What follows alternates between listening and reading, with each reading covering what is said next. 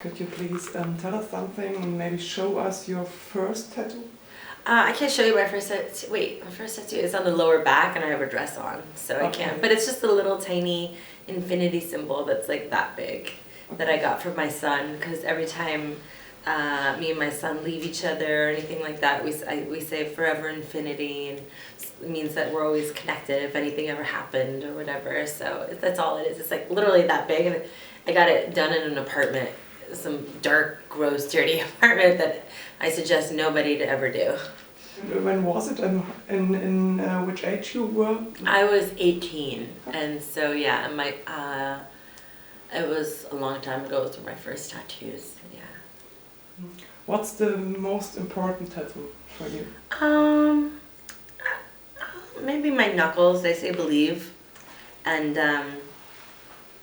probably because it just keeps me in that constant reminder of, you know, no matter, I think everybody struggles with self-doubt, or when you're trying to accomplish something or manifest something, it keeps me in that reminder of like the power of the mind and the power of thought, and that when I start getting all negative and I start believing all of the, you know, horrible things that aren't true and these like crazy scenarios we build in our head, it kind of brings me back to that confidence and trying to stay into the positive instead of the, you know, so believe always keeps me reminding me of that.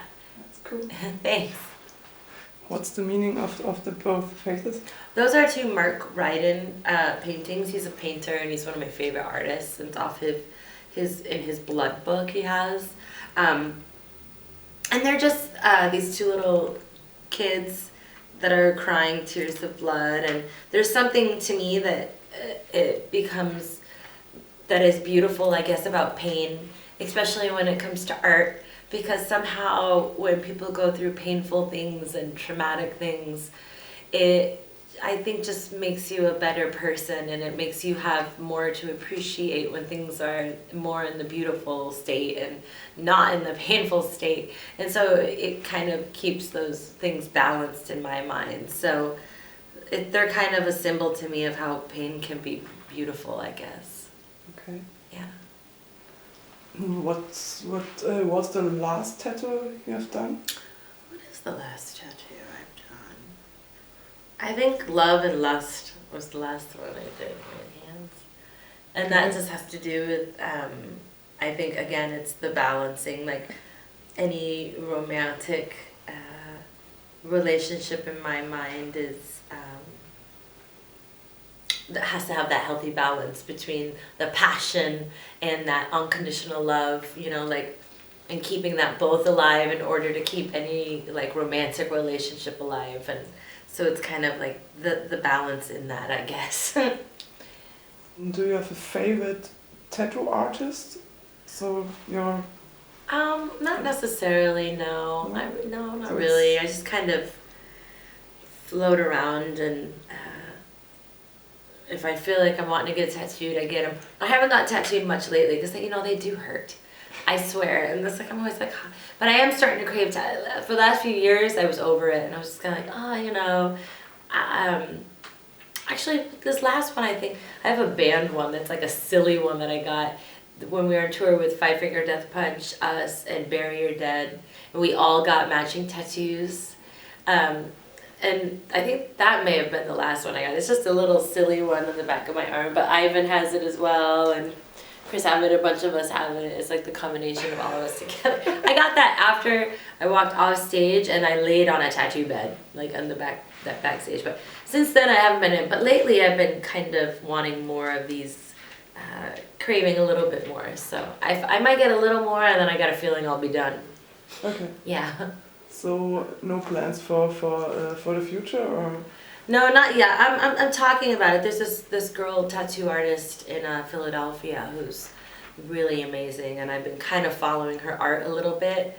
I don't know her full name right as of now, but we're touring through there, and I think I might have to go see her because her stuff is so beautiful and 3D, and there's so much little dimensions. And my friend Lydia, she was also on a show in the States recently called, what's that show called?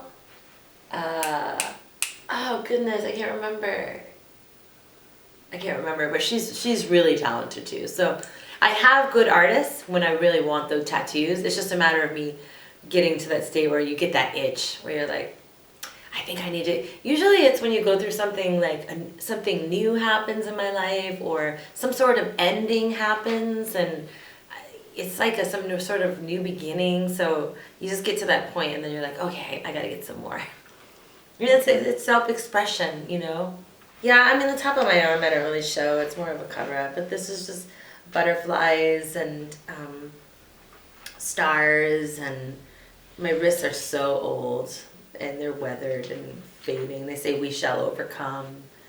And that's really it. I have my hip bones tattooed too, but you can't see those either because I have this dress on. Sorry.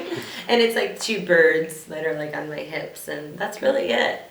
Oh, I have this neck one. It's a heart with, that's old too, with stitches and a band-aid on it, and it's kind of the same symbolizing as these, Yeah. which is, you know, overcoming. And I try to keep some sort of positive, you know, reminder to myself about tattoos.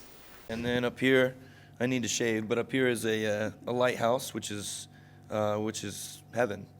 So this means a lot to me as far as just what personally, like my life, what I've gone through, and what where I've been, and then what I believe in, which is important to me. Because if I didn't believe in God, I think I'd be a much different person than I am today.